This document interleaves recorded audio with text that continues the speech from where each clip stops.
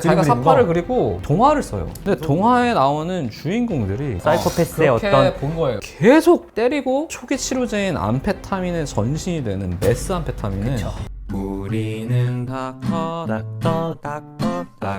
프렌즈. 안녕하세요, 닥터 프렌즈입니다.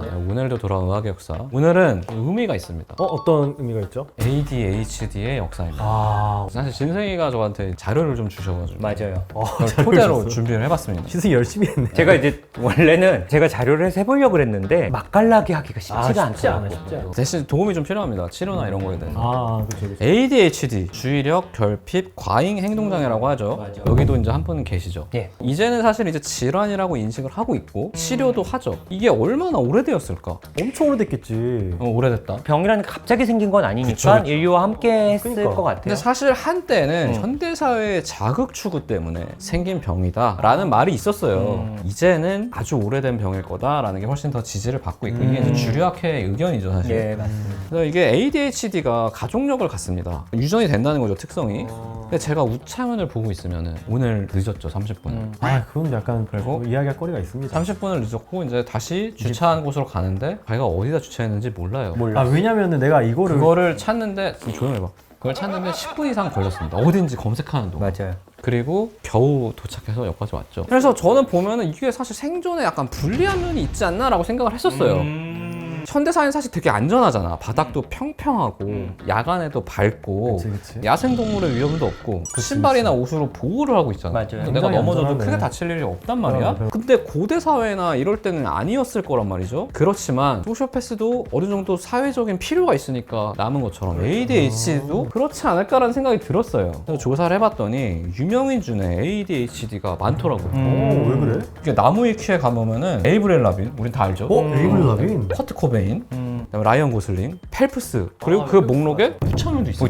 우창훈도 있어요. 우창도 뭐라고? 그 나무위키에 우창훈이 있더라고요. ADHD 걸린 유명인 목록에 있어요. 헬프님이 넣어주셨나 보네. 이렇게 대단한 사람들이 있다는 거는 장점이 있다는 거지. 어떤 영역에서 어. 좀 성공을 하신 근데 분들이니까 그냥 이거는 좀 너무 간접적인 증거라서 더 찾아봤더니 이게 책이 있더라고요. 고대 사회에서는 ADHD가 생존에 아주 유리한 특성이었다라는 책이 있어요. 왜 그렇지? 왜? 보면은 이제 ADHD and the Gift of the Hunter Child라는 책이 있어요. 영어로 된 책인데 그걸 보면은 일단 ADHD는 뭔가 하나의 골몰을 하지 않잖아, 잘. 그러니까 주변에 소음이 들리면은 나랑 진승이가 뭔가에 정신이 팔려가지고 이거 하고 있어. 근데 우창훈은 사실은 신용만 하고 있는 거야. 집중하는 신용만 해. 저쪽 소리 보고 있어. 지금 우리 촬영하고 있어. 근데 사실은 촬영을 안 하고 신용만 하고 있던 거야. 근데 어디서 소리가 났어. 근데 이게 뭔가 위협적인 소리야.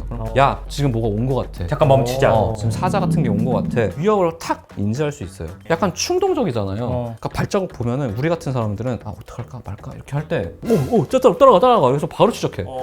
이게 일반 사람들은 원래 생각했던 작전이 있으면은 그 상황이 무너질 때 엄청나게 당황을 하거든요. 근데 ADHD적인 특성이 있으면은 상황이 무너질 때 바로바로 바꿀 수 있는 사고의 유연성이 있대요. 그렇네. 근데 사냥 같은 경우에는 사실은 살아있는 생물을 내가 잡아서 사실 죽여야 되는 작업이잖아. 맞아요. 그러니까 얼마나 변수가 많겠어. 변수가 많지. 그때 계속해서 탁탁탁탁 바뀌죠. 그리고 ADHD 게임 같은 거에 엄청 집중하잖아.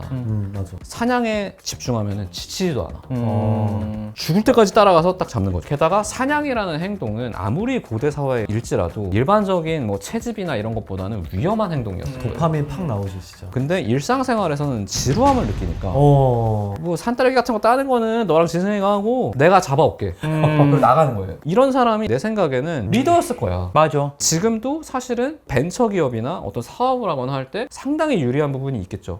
그래서 수렵 채집 사회에서는 어마어마한 이득을 봤을 거다. 그럴 것 같네. 진짜. 라는 관점이 있고 그 나무위키 말고 이 사람이 추정하기로 주류학계에서 아마 과거에 유명한 사람들 중에 이러이러한 사람들은 ADHD였을 것 같다라고 한 사람들이 살바도르 달리, 반 고흐, 피카소, 샬롯 브론테와 에밀리 브론테, 폭풍의 언덕 쓰고 그랬죠. 제인 에어. 에드가 앨런 포, 모차르트, 헨리 포드, 빌 게이츠, 에디슨, 아인슈타인. 이런 분들이 ADHD였을 거라는 추정이 있어요. 사실 멀리 갈 거 없어. 우창훈도 보세요. 사실 대단한 사람이야. 아산병원에 계시고 닥터 프렌즈도 하시고. 그러니까 이게 어떻게 보면은 ADHD인데도 의사가 됐다가 아니라 ADHD여서 이렇게 된 걸 수도 있는 거예요. 그러한 생각을 하고 본격적으로 역사를 보겠습니다.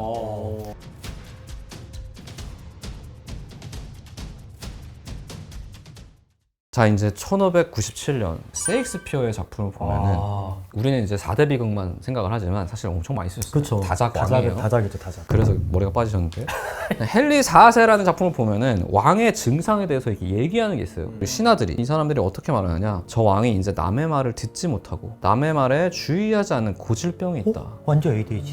주의력 결핍이 있다 라는 말을 합니다. 그러한 증상들이 있다는 거는 어느 정도 인지를 하고 있었던 거예요. 셰익스피어는 뭐 글 쓰는 사람이니까 얼마나 관찰을 했겠어. 그렇지. 그러니까 이게 알고 있는 거지. 그리고 이제 스코틀랜드의 의사 알렉산더 크리크턴은 1785년에 이제 네덜란드 라이덴 대학에서 의사가 돼요. 이 사람이 이제 유럽에 의료 여행을 시작합니다. 돈이 좀 있었나 봐. 그래서 뭐 파리나 뭐 슈투르가르, 뭐 비엔나 같은 병원에 가서 이렇게 보는데 거기서 정신질환자를 특히 열심히 봅니다. 이때 연구를 기반으로 해가지고 논문을 하나 쓰시는데 이제 정신혼란의 본질과 기원에 대한 연구. 이게 말이 논문이지 사실 책이에요. 엄청 있어 보이는 책이에요, 제목이네. 책. 그래서 이제 3권의 책을 하는데 이제 주의력 장애 가면은 정신적으로 가만히 있지 못함이라는 증상에 대해서 써놓은 게 있어요. 이게 이제 일반적으로 우리가 생각하는 산만함입니다. 물론 이제 산만함의 정도는 같은 사람이라도 어떤 환경에 있느냐에 따라서 다르고 사실 산만하다고 해서 병은 아니죠. 어떤 날은 좀 산만하고 어떤 날은 열심히 하고 그럴 수 있는 거잖아. 맞아요. 그래서 주의해야 될 산만함에 대해서 이 사람이 써놨습니다. 그 당시에 이해해야 될 산만. 다 생각을 한 거예요, 이 사람이. 대박. 어느 한 대상에 대해서 필요한 정도의 일관성을 가져야 되는데 그러지 못하는 것. 두 번째, 교육이 이루어지지 않을 정도의 산만함. 아주 어릴 때 확인할 수 있는데 무조건 교육이 안 되는 건 아니다. 훈육을 하거나 이렇게 하면은 될 수 있는데 쉽진 않다. 하지만 그러한 아이들이라도 나이가 들면 좋아지는 것 같다. 그리고 그러한 아이들의 특성이 작은 자극에도 영향을 잘 받는 것 같다. 이렇게 써놨어요. 그러니까 이건 충동성이죠. 이걸 보면은 어느 정도 그래도 이미 18세기에 ADHD에 대한 이런 특성들을 보고 있었던 거지. 그런 환자들을 좀 묶으려고 했던. 묶으려고 했던 예. 거지. 하지만 이제 이게 뭐 주류하게 받아들여지진 못했어요. 그냥 그런 놈은 재밌네. 뭐 그렇게 생각할 수도 있겠네. 연구 잘했네. 그러다가 이제 시대가 더 지나서 19세기가 되면은 이 사람 알 수도 있는데 하인리 호프만이라는 정신과 의사가 있습니다. 모르는 것 같은데. 예, 지금 약간 모르는 것 같아요. 그러니까 이 사람이 취미가 사파 그리는 거야. 자기가 그리는 사파를 거? 그리고 동화를 써요. 근데 동화에 나오는 주인공들이 ADHD야, 약간. 왜 그러지? 이 사람이 이력이 특이해요. 프랑크푸르트에서 태어나가지고 이제 의학을 공부한 다음에 처음에는 산부인과를 개원했다가 갑자기 정신과 의사가 됩니다. 그때는 좀 그게 됐나 봐. 근데 이때 19세기임에도 불구하고 당시에 정신의학 질환에 대한 일반적인 인식은 신의 벌 또는 아직까지도? 환자가 생각을 좀 잘못하는 것 같아. 교정해야 돼. 그래서 보통 가둬두거나 패습니다. 그때 자폐 역사할 때 이낙수 선생님이 설명했잖아요. 그게 20세기인데도 그랬으니까. 근데 19세기 유럽은 뭐 더 했겠지. 특히 수도원에 그렇게 가둬놨어요. 근데 이 사람이 아니야, 이거는 뭔가 의학적인 문제가 있을 거다. 이거는 때리거나 가둬서 될 게 아닌 것 같다. 그래서 자기가 이제 진료하면서 겪은 걸로 이제 이야기를 만드는 거예요. 그래서 이제 이 동화집이 3세에서 6세 사이의 어린이를 위한 15개의 컬러 플레이트, 정확한 이름인지는 모르겠습니다. 그거를 출판을 했는데 이게 얼마나 인기가 많았냐면은 1917년에 400쇄가 발간이 됐습니다. 400세. 보통 400쇄. 이제 뭐 초판, 초판 1세, 1세 400쇄가 나간 거예요. 사람들이 진짜 관심이 많아. 어마어마. 그리고 지금은 뭐 셀 수도 없대. 베스트셀러 중에서도 베스트셀러. 여러 가지 이야기가 있는데 뭐 이제 식탁에서 가만히 있지 못하는 아이. 그걸 보면서 이제 아빠가 뭐라고 하니까 의자를 막 뒤로 이렇게 젖히면서 캬캬캬 웃다가 맞는 거. 뭐 하늘만 보고 걸어다니다가 물에 빠지고 뭐 이런 애기들이 많이 나와. 그걸 사파랑 동화로 사파랑 쓰신 동화로. 거죠? 외부 자극에 의해서 산만해지거나 주의력 결핍이 있거나 과잉 행동이 있는 아이들에 대해서 이 사람이 계속 쓴 거죠. 근데 이제 치료는 알 수가 있어야지, 방법을.